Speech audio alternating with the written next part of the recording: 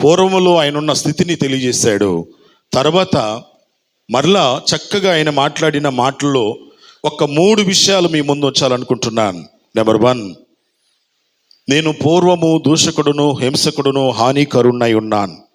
అయితే ప్రభు అంట నన్ను తన పరిచర్య కొరకు నియమించుకున్నాడు. ఇందులో 3 విషయాలు మీ ముందు ఉంచాలనుకుంటున్నాను. నెంబర్ 1, తన పరిచర్య కొరకు నన్ను నియమించుకున్నాడు. నెంబర్ 2, నమ్మకమైన వాడిగా ఎంచినందుకు, నమ్మకమైన వాడిగా నన్ను ఎంచుకున్నాడు. కాబట్టి 3వది అంటున్నాడు, మరి నన్ను బలపరుస్తున్న మన ప్రభు అయిన యేసు క్రీస్తుకు, లేకపోతే క్రీస్తు యేసుకు నేను కృతజ్ఞుడై ఉన్నాను. ప్రభునందు దేవుని సేవకులు కానీ విశ్వాసులు కానీ మనం జ్ఞాపకం చేసుకోవాల్సింది, అపోస్తలుడైన పౌలు గారిని మరి దేవాతి దేవుడు తన పరిచర్యకు నియమించుకున్నాడంట. తన పరిచర్యకు నియమించుకున్నాడు. ఫస్ట్ మాట, పరిచర్య అనేది దేవునిది. పరిచర్య పని ఇది దేవునిది. ఈ పని చేయటానికి దేవాతి దేవుడే నన్ను నియమించుకున్నాడు. ఎందుకు నియమించుకున్నాడు? పరిచర్య చేయడానికి. ఎందుకు నియమించుకున్నాడు? ఆయన పని చేయడానికి. ఆయన పని చేయడానికి నన్ను ఎంచుకున్నాడు. ఎంచుకొనుట, ఇంతమందిలో ఒక వ్యక్తిని ఎంచుకోవటం, ఇంతమందిలో నువ్వు కావాలి అని పిలవటం. ఆ ఎంచుకుంటంలో కూడా అప్పుడున్న పరిస్థితుల్లో, అప్పుడున్న సందర్భంలో సంఘానికి వ్యతిరేకంగా ఒక పక్క దూషకుడుగా ఉన్నాడు, హింసకుడుగా ఉన్నాడు.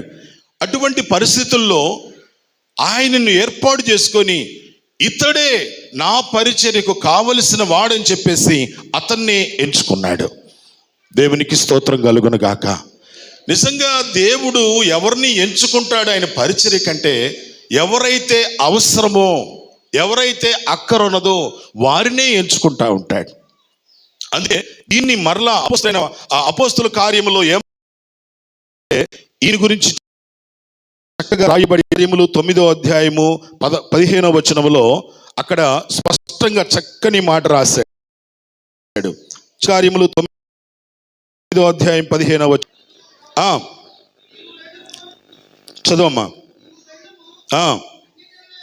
అన్యజనుల ఎదుటను రాజుల ఎదుటను ఇశ్రాయేల్ ఎదుటను నా నామమునకు ఇతడు నేను ఏర్పరచుకొనిన సాధనమై ఉన్నాడు. సాధనం, ఇతడు నేను ఏర్పాటు చేసుకున్న సాధనం.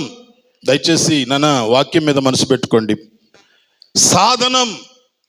దేవుని సేవకులు, నేనైనా మీరైనా ఇక్కడ కూర్చున్న మనం అందరమైనా దేవుడు ఏర్పాటు చేసుకున్న సాధనం, పాత్ర. ఎందుకు స్పష్టంగా రాశాడు అక్కడ. ఎందుకు ఏర్పాటు చేసుకుంటున్నాడు? ఎందుకు ఏర్పాటు చేసుకున్నాడు?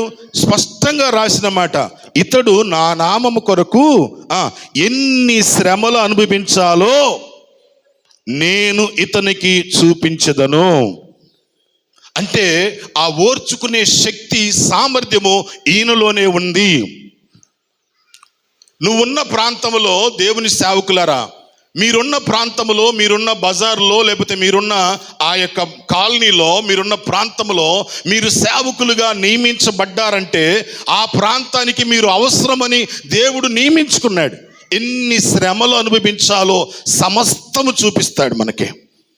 దేవునికి స్తోత్రం కలుగును గాక. ఎన్ని శ్రమలు చక్కగా రాసిన మాట. నిందలు, అవమానాలు. మరి అపోస్తలుడైన పౌలు గారు అంతకుముందు ఉన్న వారిని నిందించినప్పుడు వాళ్ళు నిందలు పొందలేదా? హింసించినప్పుడు హింస పొందలేదా వాళ్ళు? ఆయన హింసించాడే, ఆయన నిందించాడే, ఆయన ఈడ్చుకెళ్ళాడే, ఆయన చంపేసాడే. మరి వాళ్ళందరూ అనుభవించారు కదా బాధ. సేమ్ అదే బాధ నువ్వు అనుభవించబోతున్నావు. అది నీ ద్వారా. అందుకే నేను ఏర్పాటు చేసుకున్న సాధనం నువ్వు. యేసుక్రీస్తు వారి గురించి కూడా చక్కగా రాశాడు. యెషయా గ్రంథములో 49వ అధ్యాయములో యేసుక్రీస్తు వారి గురించి రాసిన మాట. యెషయా గ్రంథం 49వ అధ్యాయము 6వ వచనం. 49:6వ వచనం. నీవు యాకోబు గోత్రపు వారిని ఉద్ధరించినట్లు, ఇశ్రాయేలులో తప్పింపబడిన వారిని రప్పించినట్లును, నా సేవకుడువై ఉండుట ఎంత స్వల్ప విషయము. భూదిగంతాల వరకు నీవు నేను కలగజేయి రక్షణకు సాధనమగుటకై అన్ని జనులకు వెలుగై ఉండినట్లు నిన్ను నియమించి ఉన్నాను. దేవునికి స్తోత్రం కలుగును గాక. అన్ని జనులైన వారిని నీవొక సాధనం. ఆ యేసుక్రీస్తు వారి గురించి చక్కగా ఈ మాట రాయబడారు. అక్కడేమో అపోస్తలుడైన పౌలు గారి గురించి రాయబడిన మాట. ఈరోజు కూర్చున్న సేవకులైన మీరైనా, ఇక్కడ మాట్లాడుతున్న నేనైనా, మనము ఆయన ఏర్పాటు చేసుకున్న సాధనం, ఒక పాత్ర. సాధనం అంటే పాత్ర. నువ్వు నేను ఏర్పాటు చేసుకున్నాడు దేవుడు ఈ పని కోసం అవసరమని. ఈ పని నువ్వే చేయాలి. అందుకే అపోస్తలుడైన పౌలు గారు అంటాడు, నన్ను నియమించాడు ఈ పరిచర్యకి. బ్రదరో, ఈ పని నువ్వు చేస్తావని చెప్పేసి ఆ పని అప్పగిస్తాం. బ్రదరో, ఈ పని నువ్వు బాగు చేస్తావని చెప్పేసి వాళ్ళకి అప్పగిస్తాం. ఈ పరిచర్య చేయడానికి దేవుడు ఎవరిని నియమించుకున్నాడంటే పౌలు గారిని నియమించుకున్నాడు. ఏర్పాటు చేసుకున్న సాధనం. ఎప్పుడైతే అపోస్తలుడైన పౌలు గారిని దేవుడు ఏర్పాటు చేసుకున్నాడో, అపోస్తల కార్యంలో స్పష్టంగా రాశాడు. అపోస్తల కార్యంలో పరిశుద్ధాత్మ దేవుడు బర్నబాను పౌలును పిలిచి దేవుని పని కోసం నియమించుకున్న విషయాన్ని కూడా మనము చూడగలుగుతాం. ప్రియులారా, దయచేసి అపోస్తల కార్యములు చూసినట్లయితే, అపోస్తల కార్యములు ఆ దేవుని పని కోసం దేవుడు ఏ రకంగా నియమించుకున్నాడు, ఎందుకు ఆయన పని చేయడానికి నియమించుకున్నాడు. 13వ అధ్యాయము 2వ వచనం చూడండి. అపోస్తల కార్యములు 13వ అధ్యాయం 2వ వచనం. వారు ప్రభువును సేవించుచు ఉపవాసము చేయుచుండగా పరిశుద్ధాత్మ నేను బర్నబాను సౌలును పిలిచిన పని కొరకు వారిని నాకు ప్రత్యేకించుడని వారితో చెప్పెను. అక్కడ మీరు అండర్లైన్ చేసుకోవాల్సిన విషయం ఏంటి? పని కొరకు. ఎవరిది పని? దేవుని పని. దేవుని పని కొరకు బర్నబాను పౌలును సౌలును నియమించుకున్నాడు. దేవుని పని కోసం నియమించుకున్నాడు. మీరు ఈ 13వ అధ్యాయం చూస్తే బర్నబా పౌలు లేకపోతే బర్నబా సౌలు అని నామకరణం వస్తే, నెక్స్ట్ వెంటనే పక్క పేజీలోకి వచ్చేలకే పౌలు బర్నబా అని వచ్చింది. ముందేమో పరిశుద్ధాత్మ దేవుడు బర్నబా పౌలు సౌలు అని చెప్పేసి పిలిచాడు. నెక్స్ట్ పేజీలోకి వచ్చేలకే పౌలు బర్నబా అంటే పేరు రెండో లైన్లో రెండులో ఉన్న పేరు ఫస్ట్కి వెళ్ళిపోయింది. అంటే పరిచర్య చేయడానికి ఎంత ఆతృతంగా పరిగెత్తుతున్నాడో అపోస్తలుడైన పౌలు గారు. Praise the lord.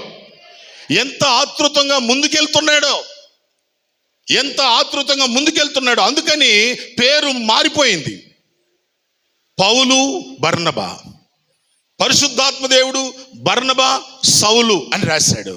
కానీ ముందుకెళ్ళిన తర్వాత పౌలు ముందుకు వచ్చేసాడు. అంటే పరిచర్య పట్ల ఆయనకున్న ఆసక్తి, పరిచర్య పట్ల ఆయనకున్న ఆలోచన చూడండి ప్రియులారా. నేను 2-3 విషయాల్లో ఇక్కడ మనం గమనించాల్సింది ఎట్లాంటి ఆసక్తి ఉందో ఒకసారి చూద్దాం. అపోస్తల కార్యములు 17వ అధ్యాయంలో, అపోస్తల కార్యములు 17వ అధ్యాయంలో 16వ వచనం చూద్దామా. సౌలు ఏదెన్సులో వారి కొరకు కనిపెట్టుకొని ఉండగా ఆ పట్టణము విగ్రహాలతో నిండి ఉండట చూచినందున అతని ఆత్మ పరితాపము పట్టలేకపోయెను. Praise the Lord. గట్టి చెప్పరు, నోరుండి కూడా చెప్పరేందమ్మా, గట్టి చెప్పు. ఏదెన్సులోకి అడుగు పెట్టిన తర్వాత ఆ పట్టణమంతా విగ్రహాలతో నిండిపోతే, ఆయన ఆత్మ పరితాపము పట్టలేక ఉండెను.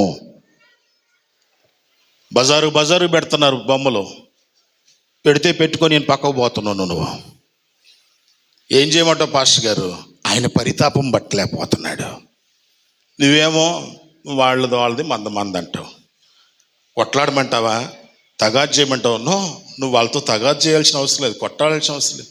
ప్రభు పాదాల దగ్గర కూర్చొని ఏడవలేవా?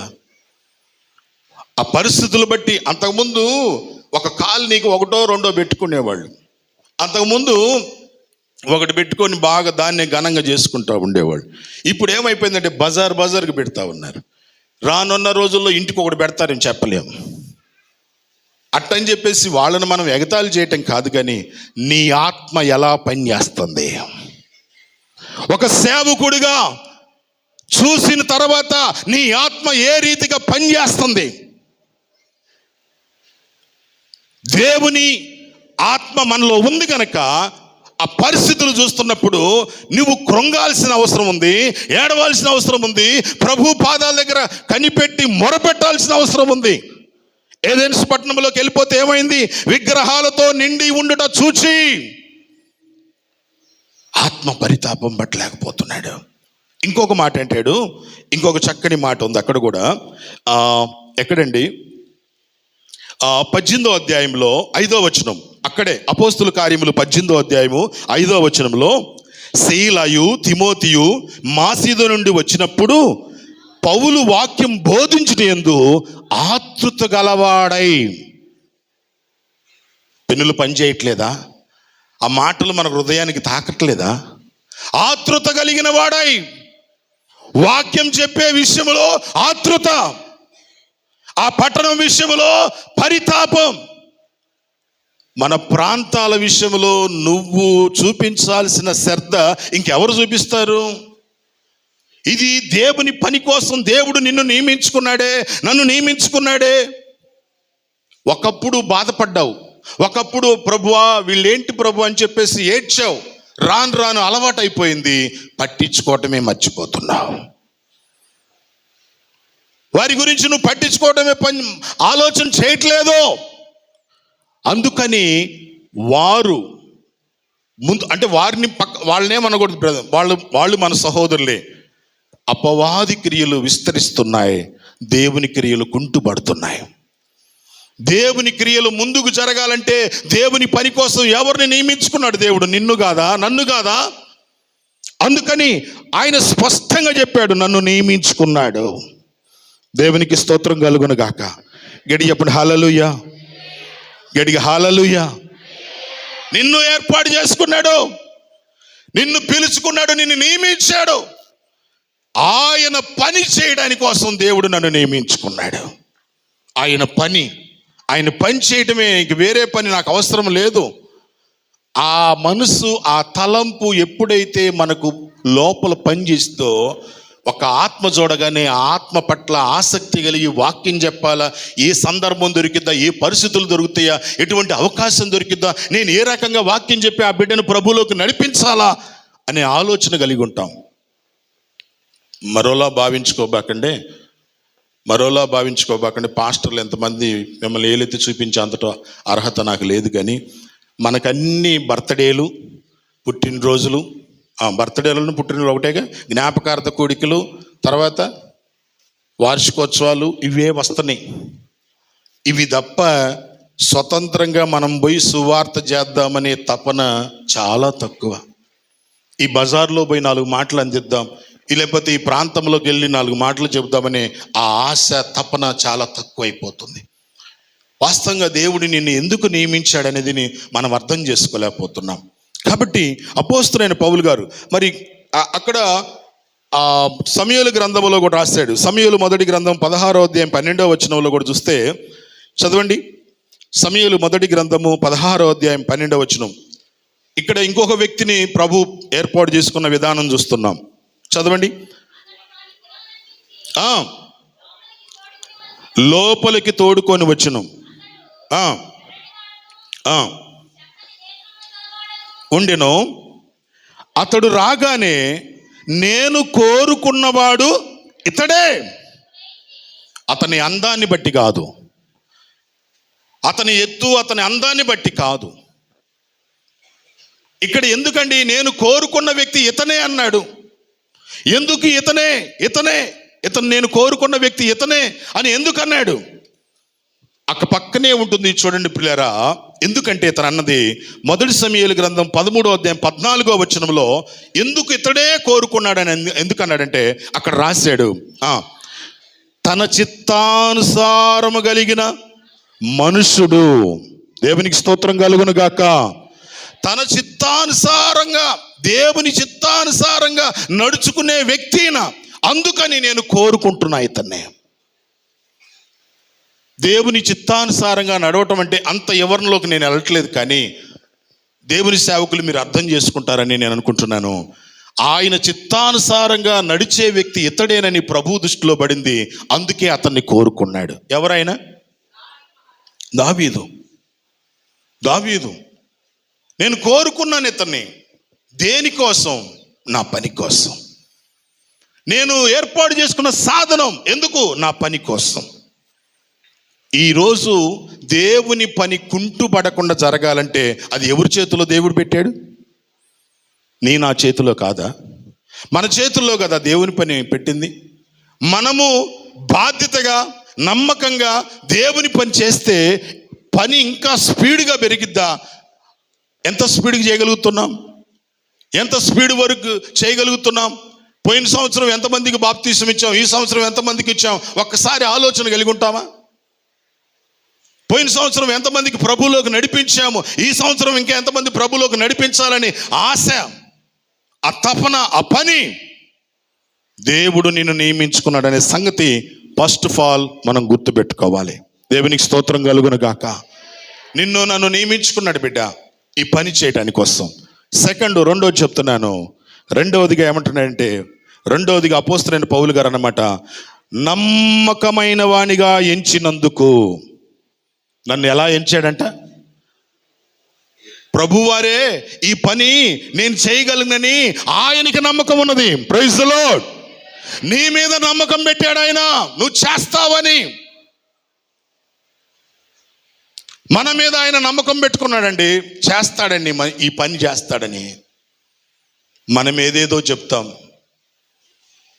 ఆర్థిక పరమైన సమస్యల వల్ల నేను చేయలేకపోతున్నాను బ్రదర్, ఇంట్లో పరిస్థితుల వల్ల నేను ముందుకెళ్ళలేకపోతున్నాను బ్రదర్. మా కష్టాలు మీ కష్టాలు లాంటివి కాదు, మా ఇబ్బందులు మీ ఇబ్బందులు లాంటివి కాదు, మా పరిస్థితులు మీ పరిస్థితులు లాంటివి కాదు. నీ పరిస్థితి అయినా నా పరిస్థితి అయినా చూసేది ఒకే ఒక ఆయన ఉన్నాడు. గట్టిగా హల్లెలూయా చెప్పు. పరిస్థితులు మార్చేది ఆయనే. దేవుడు నిన్ను నమ్మకమైన వ్యక్తిగా పెట్టాడు. ఎందుకు నమ్మకమైన వ్యక్తిగా పెట్టాడు? మత్తయి రాసిన సువార్తలో దీని గురించి ఒక చిన్న మాట చెప్తాను, దయచేసి చూడండి. మత్తయి రాసిన సువార్తలో 24వ అధ్యాయం 45వ వచనం. 24వ అధ్యాయం 45వ వచనం. మత్తయి రాసిన సువార్త 24:45.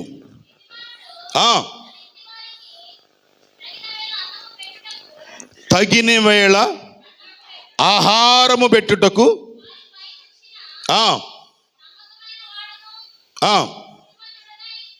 చదువమ్మా. కరెంటు పోయినట్టు చదువుతున్నావు, కొంచెం గట్టి చదువు బాగా స్పష్టంగా. మళ్ళీ చదువు ఫస్ట్ కాంచి. అన్నం పెట్టుటకు నమ్మకమైన వాడును బుద్ధివంతునైన దాసుడు ఎవడు? యజమానుడు వచ్చినప్పుడు ఏ దాసుడు ఇలాగు చేయుచుండుట అతడు కనుగొనునో ఆ దాసుడు ధన్యుడు. ఏందండి నోరెండు కూడా చెప్పరు?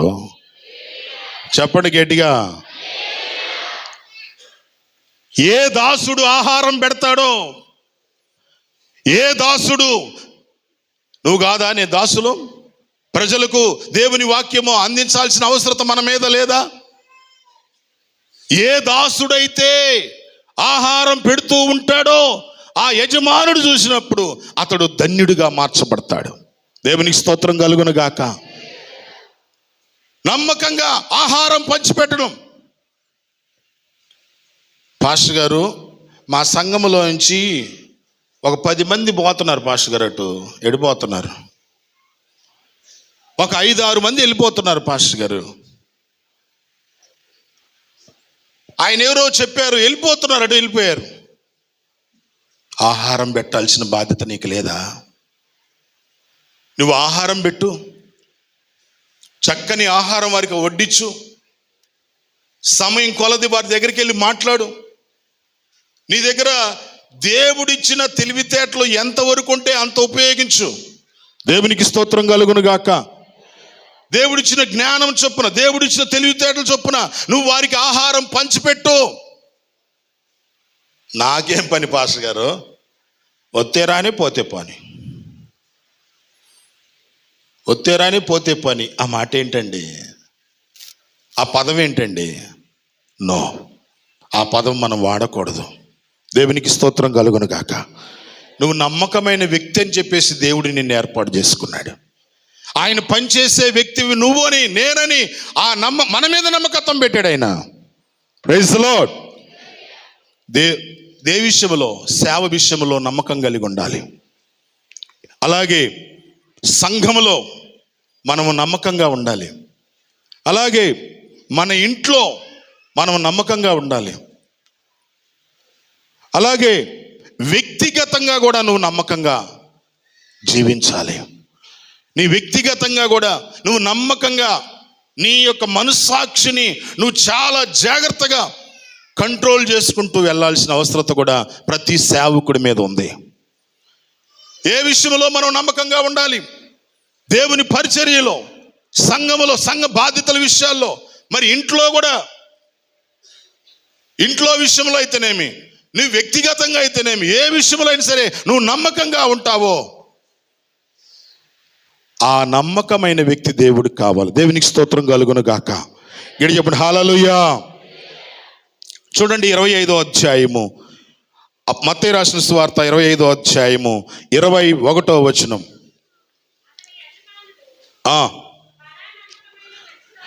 భలా నమ్మకమైన మంచి దాసుడా, ఈ కొంచెములో నమ్మకంగా ఉంటివి, నిన్ను అనేకమైన వాటి మీద నియమించెదను, నీ యజమాని సంతోషములో పాలు పొందుమని అతనితో చెప్పెను. దేవునికి స్తోత్రం కలుగును గాక. బలా నమ్మకమైన మంచి దాసుడా, ఆ పదము నీకు వచ్చిందంటే నువ్వు ఎంత ధన్యుడవో. Praise the lord. గట్టిగా చెప్పండి సేవకులు, మంచిగా చెబుదాం హల్లెలూయా. బలా నమ్మకమైన మంచి దాసురాలా, మంచి దాసుడా అని నన్ను గాని పిలిస్తే ఇంక అంతకంటే ఇంక ఏమీ అవసరం లేదో అనిపించింది. ఇంక అంతకంటే భాగ్యమేంది? బలా నమ్మకమైన మంచి దాసుడా అంటే నీకు ఇచ్చిన పనిలో నువ్వు నమ్మకంగా ఉన్నావు. ఏ పని దేవుడు మనకు అప్పగించాడో, ఏ పని అయితే నాకు అప్పగించాడో ఆ పని విషయంలో నమ్మకంగా ఉంటే, అందుకే అపోస్తలుడైన పౌలు గారు నన్ను నమ్మకమైన వాడిగా ఎంచినందుకు, ఆయన నన్ను ఎంచినందుకు, ఆ నమ్మకమైన వ్యక్తిగా నన్ను గుర్తించినందుకు దేవునికి స్తోత్రం కలుగును గాక. ఏ సేవకుడినైనా ఆయన బాధ్యత అప్పగించాడంటే ఆ వ్యక్తికి నమ్మకం ఉంచి ఇస్తాం. ఇప్పుడు ఒక 10,000 డబ్బులు ఇచ్చామనుకో, నమ్మకం ఉంటే ఇస్తామా, నమ్మకం లేకపోతే ఇస్తామా? మాట్లాడాలా. అబ్రహాము పెద్ద దాసుడైన ఎలియాజరుకు శ్రేష్టమైన వస్తువులు ఇచ్చి పంపించాడంట. నమ్మకం ఉండా, నమ్మకం లేకనేనా? విలువైనవి శ్రేష్టమైన వస్తువులు ఇచ్చి పంపించాడంట.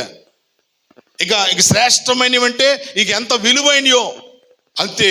ఈ పెద్ద దాసుడు నమ్మకమైన వ్యక్తి కాబట్టి ఆ శ్రేష్టమైనవి ఇచ్చి పంపించాడు. ఆయన కూడా ఆ శ్రేష్టమైన వస్తువులు తీసుకొని వెళ్ళిపోయి నమ్మకంగా పనిచేసి చక్కగా వధువుని తీసుకొని వచ్చాడు. నోరే లేదు మీకు, చెప్పమంటే చెబుతారు. అప్పుడే స్టార్ట్ అయిన ఇసురుకోవటం. గట్టి గల్లీలో చెప్పండి. చక్కగా తీసుకొచ్చాడు వధువుని. ఆ శ్రేష్టమైన వస్తువులు ఉపయోగించి, ఆ శ్రేష్టమైన వస్తువులు ఇచ్చి చక్కగా పెండ్లి కుమారుడి దగ్గరికి తీసుకొచ్చాడు వధువు సంఘాన్ని. నీకు నా చేతిలో పెట్టాడు, నా చేతిలో కూడా పెట్టాడు, నీ చేతిలో పెడుతున్నాడు. శ్రేష్టమైనవి ప్రభు మనకిస్తున్నాడు. దేవునికి మహిమ కలుగును గాక. కొరింథీయులకు రాసిన మొదటి పత్రిక 4వ అధ్యాయం 2వ వచనం. కొరింథీయులకు రాసిన మొదటి పత్రిక 4వ అధ్యాయము 2వ వచనం.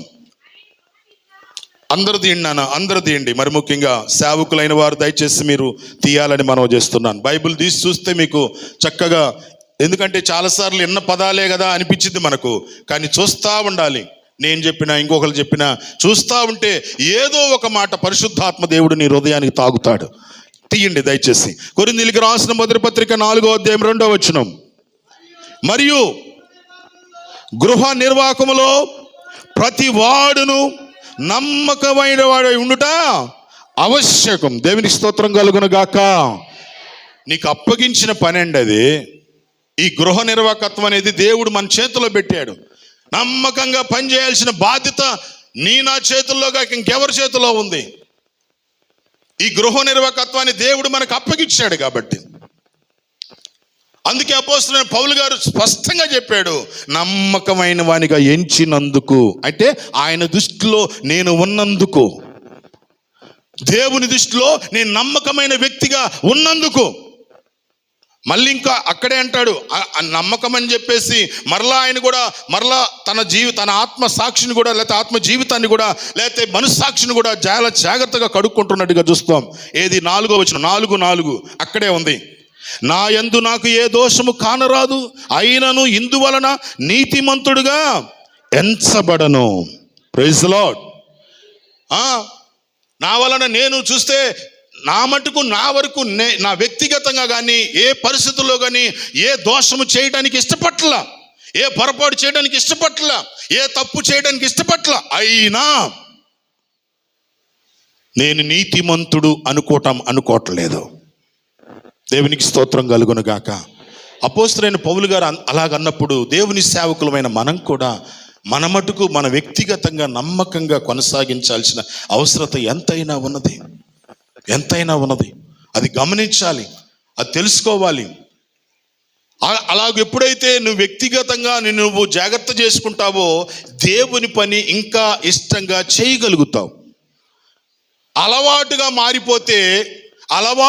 మారిపోతే నువ్వు తప్పులు చేయటం, పొరపాటు చేయటం, పాపం చేయటం అలవాటుగా మారిపోతే మాత్రం ఇక నువ్వు అలవాటుగా ఇటు వాక్యం చెబుతావు, అటు పొరపాట్లు చేస్తావు, ఇటు వాక్యం అందిస్తావు, రైట్ ఇది అంటావు అది అంటావు, రెండు పక్కలు పోతూ ఉంటావు. చాలా జాగ్రత్తగా ఉండాలి. కాబట్టి అపోస్తలుడైన పౌలు గారు అంటాడు, నన్ను నమ్మకమైన వానిగా ఎంచినందుకు. ఎందుకంటే దేవునికి అపకీర్తి నీ ద్వారా నా ద్వారా కలగకూడదు. దేవునికి స్తోత్రం కలుగును గాక. దేవునికి అపకీర్తి, దేవునికి అవిధేయతగా, దేవుని పట్ల అవిధేయతగా నడుచుకోవటం మనము చేయకూడదు. ఈ పనిలో సంఘము మనల్ని చూస్తుంది కాబట్టి, మనల్ని చూసి నడుస్తుంది కాబట్టి, వాళ్ళు మనల్ని బట్టి నడుస్తారు కాబట్టి మనము నమ్మకమైన వ్యక్తులుగా కొనసాగించబడాలి. దేవుని సంఘమా, మీకు కూడా ఈ సందర్భం వచ్చిందని చెప్తున్నాను, దయచేసి వినండి. మీ సేవకులను మీరు గుర్తించాలి. Praise the Lord. సేవకులను గుర్తించే సంఘముగా ఉండాలి. ఇది వాస్తవంగా సబ్జెక్ట్ కాదు, దీంట్లో కొన్ని మాటలు, జస్ట్ 2 మాటలు మీ ముందు ఉంచుతున్నాను. మరి పనివాడు ఏది? మొదటి సమూయేలు గ్రంథం 9వ అధ్యాయం 6వ వచనం చూడండి ఏముందో. మొదటి సమూయేలు గ్రంథం 9వ అధ్యాయం 6వ వచనం.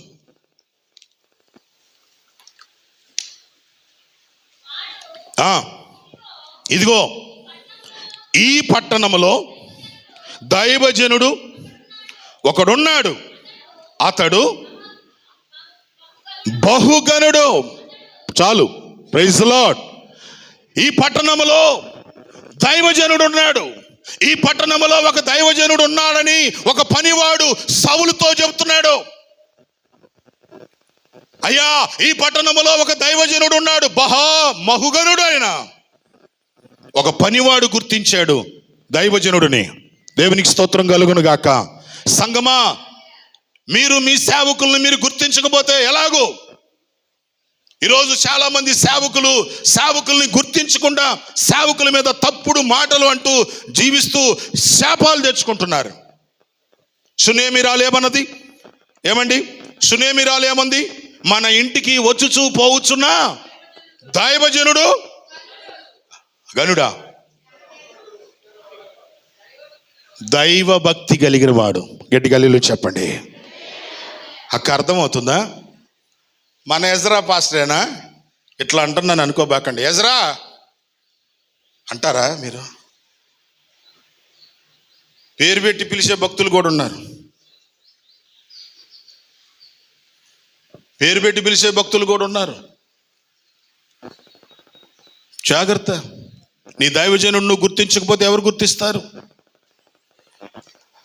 ఆదికాండ గ్రంథము 23వ అధ్యాయం 5వ వచనంలో హేతు కుమారులు అంటారు. ఆదికాండము 23 5వ వచనంలో ఏమంటారు హేతు కుమారులు?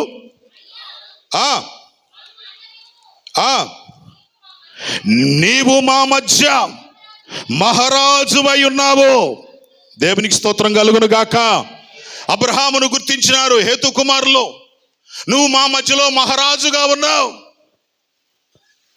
సంగమా, స్త్రీలారా, ఏందమ్మా అప్పుడే కాళ్ళు చాపారు? 2 కాళ్ళు చాపారు ఎంత తల్లులారా. నువ్వు ఎదురుగుంది నేనే. మమ్మల్ని గుర్తించమని నేను చెబుతుంటే మాకే ఎదురు కాళ్ళు చూపితే ఏం కథ? గడ్డిగల్లీలు చెప్పండి. హేతు కుమారులు గుర్తించారంట. నువ్వు మా మధ్యలో ఎలా ఉన్నావు? మహారాజు. అమ్మ, మమ్మల్ని మహారాజులు చేయకపోయినా పర్లేదు కానీ, మమ్మల్ని మహారాజులుగా కూర్చోబెట్టపోయినా పర్లేదు కానీ కించపరిచే మాటలు, తక్కువ చేసే మాటలు మాట్లాడద్దు. ఇబ్బంది పెట్టే పదాలు వాడొద్దు. సేవకుడు దుఃఖించే విధంగా ఉండకూడదు.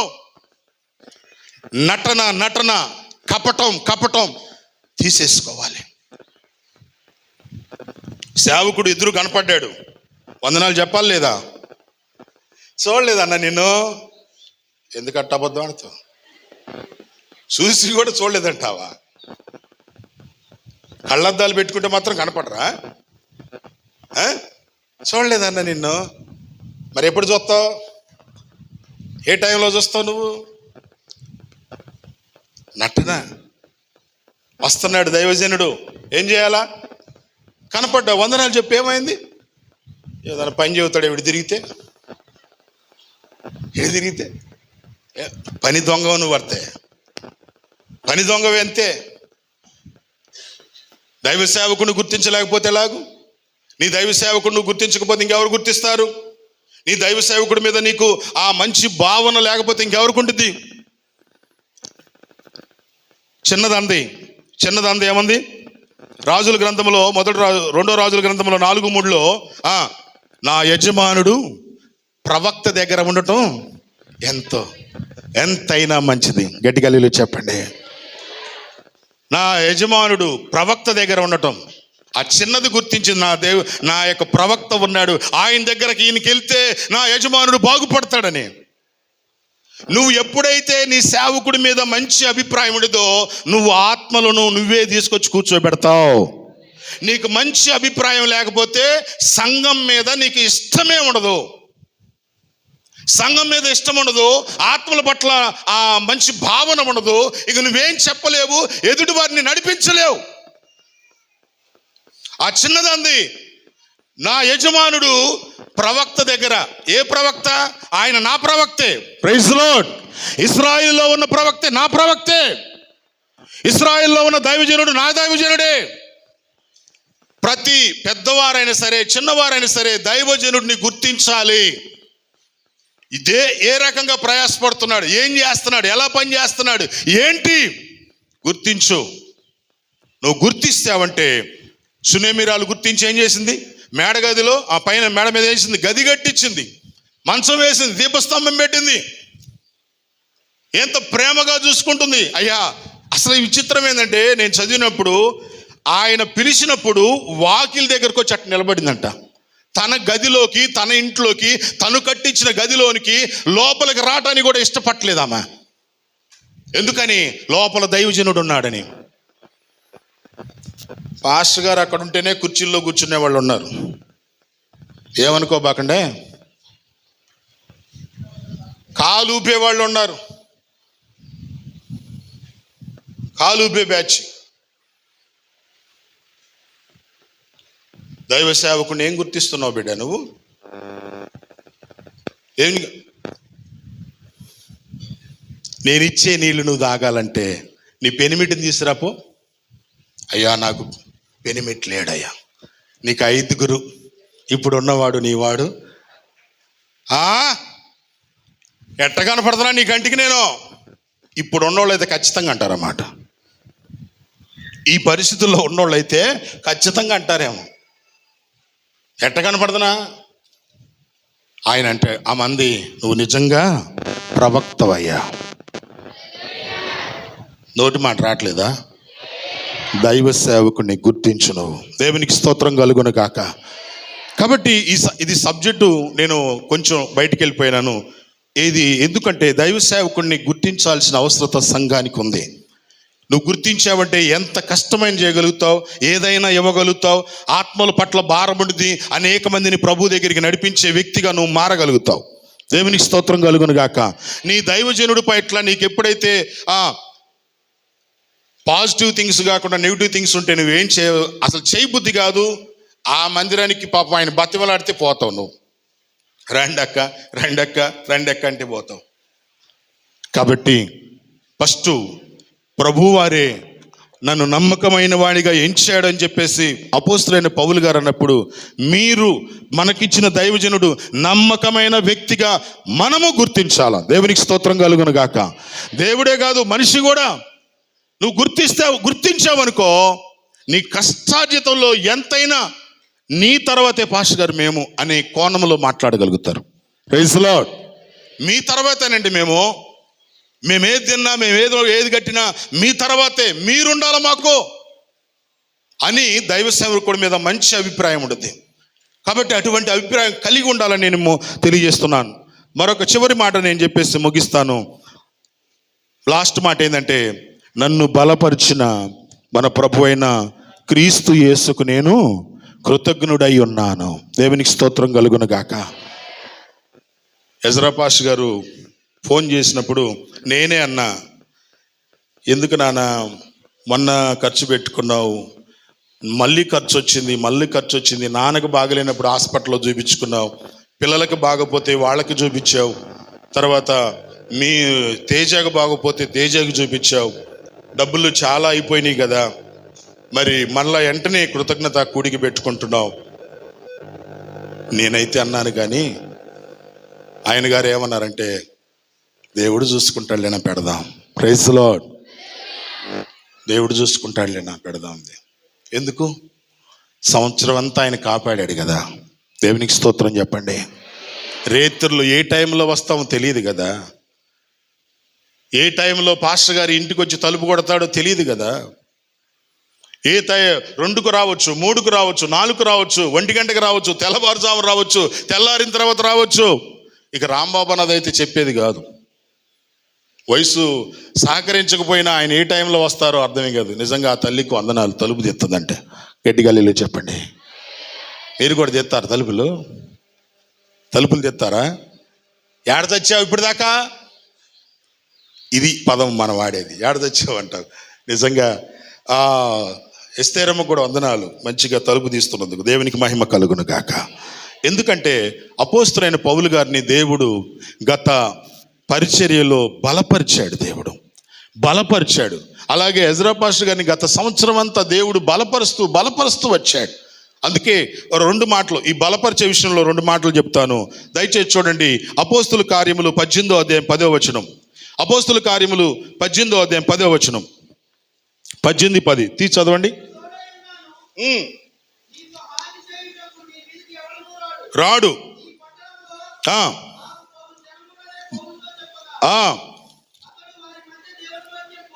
బోధించు. చూడండి దేవుడు ఎలా బలపరుస్తున్నాడో. 9వ వచనంలో 18:9లో నీవు భయపడక మాట్లాడు. భయపడద్దు, నేనున్నా బిడ్డ, నువ్వు భయపడక మాట్లాడు. మౌనంగా మాత్రం ఉండొద్దు. ఎప్పుడైతే మనము బలహీనమైపోతామంటే, ఆర్థికపరమైన విషయాలు మన మీద ఎదురుపడ్డప్పుడు బలహీనమైపోతాం. శత్రువు మన మీదకి వచ్చినప్పుడు ఎదుర్కోవడానికి శక్తి చాలినప్పుడు బలహీనమైపోతూ ఉంటాం. ఏదైనా సమస్యలు ఇంట్లో కానీ ఏదైనా కానీ సమస్యలు వచ్చినప్పుడు, వాక్యం విషయంలో కూడా ఇక్కడ చెప్పొద్దు సువార్త అంటే అప్పుడు కొంచెం బలహీనమైపోతూ ఉంటాం. అందుకే అపోస్తలుడైన పౌలు గారిని దేవుడు దర్శనంలో మాట్లాడుతున్నాడు. నువ్వు భయపడబాక అంటే బలపరుస్తున్నాడు. నువ్వు భయపడకుండా మాట్లాడు. ఇక్కడ ఈ పట్టణంలో అనేక మంది ప్రజలు ఉన్నారు. అనేక మంది ప్రజలు నా వైపు చూసేవారు ఉన్నారు. కాబట్టి నువ్వు మౌనంగా ఉండొద్దు. అని దేవాతి దేవుడు అపోస్తలుడైన పౌలు గారిని బలపరిచి ముందుకు ప్రోత్సహించి నడిపిస్తున్నాడు. దేవునికి మహిమ కలుగునుగాక. అందుకే ఫిలిప్పీ 4:13 అంటాడు, నన్ను బలపరచువాని యందు నేను సమస్తం కూడా. మరి దేవుడు మనల్ని బలపరుస్తాడు. సేవకులు దయచేసి గమనించండి, దేవుడు మనల్ని ఎప్పుడు బలపరుస్తూనే ఉంటాడు. ఏ పరిస్థితుల్లో కూడా మనల్ని బలహీనులుగా చేయటం ఆయనకి ఇష్టం లేదు. ఏ పరిస్థితుల్లో కూడా మనం బలహీనులుగా చేయడు. మనల్ని బలపరుస్తూ బలపరుస్తూ బలపరుస్తూ ఆర్థిక పరమైన విషయాలు కానీ ఏ పరిస్థితుల్లో కానీ బలపరుస్తూనే ఉంటాడు. కాకపోతే పరిస్థితిని బట్టి మనం కృంగిపోతూ ఉంటాం, పరిస్థితిని బట్టి దిగజారిపోతూ ఉంటాం, పరిస్థితిని బట్టి డీలా పడిపోయి ముందుకు వెళ్ళాలా వద్దా అని ఆలోచన కలిగి ఉంటాం. కానీ దేవుడు బలపరుస్తాడు. కాబట్టి ప్రియులారా జ్ఞాపకం చేసుకోండి, ఆ ఇర్మియా గ్రంథములో చూసినట్లయితే 15వ అధ్యాయం 11వ వచనంలో చెప్పిన మాట, నిశ్చయముగా నీకు మేలు చేయవలనని నేను నిన్ను బలపరుస్తున్నాను. ఏం చేయాలని? దేవుడు మేలు చేయాలని. కాబట్టి గత సంవత్సరం అంతా దేవుని సేవకులను బలపరిచి అన్ని కోణాల్లో కాపాడుతూ రక్షిస్తూ పోషిస్తూ నడిపిస్తున్న దేవునికి ఏం చెల్లించాలి?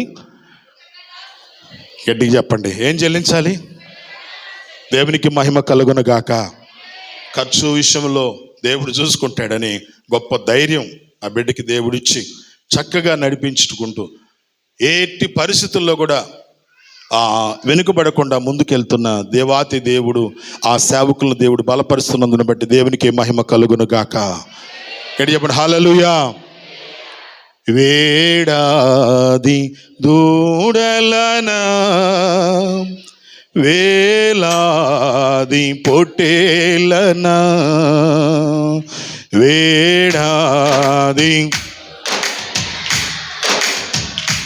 వేలాది పొట్టేలనా నీవు చేసిన నేనేమి చెల్లింతును, నీవు చేసిన ఉపకారములకు నేనేమి చెల్లింతును. వేలాది నదులంత విస్తార తైలము నీకిచ్చి నా చాలునా, వేలాది నదులంత విస్తార తైలము నీకిచ్చి నా చాలునా.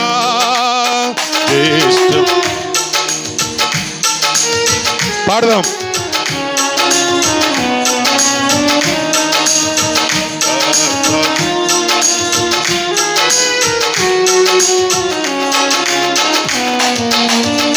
నీవు చేసిన ఉపకారములకు నేనేమి చెల్లింతును, నీవు చేసిన ఉపకారములకు నేనేమి చెల్లింతును,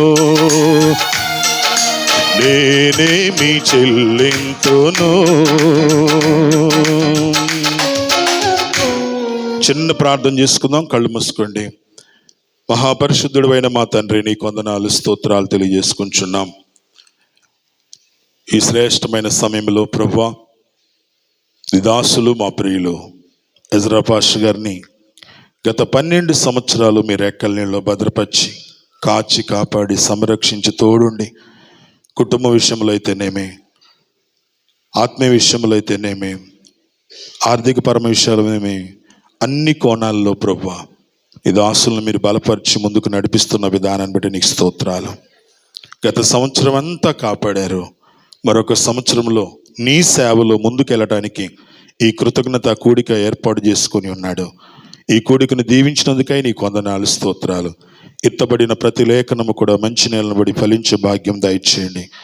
ఈ దాసులు మా ప్రియులు రాంబాబాయ్ గారిని కూడా బలపరిచి నాతోనూ మాతోనూ కావలసిన శ్రేష్టమైన సంగతులు మీరు అనుగ్రహిస్తారని నమ్ముతూ సమస్త ఘనత మహిమ మీకే ఆరోపణ చేసుకుంటూ యేసు పరిశుద్ధమైన నామములో అడుగుచున్నాను పరమ తండ్రి, ఆమేన్.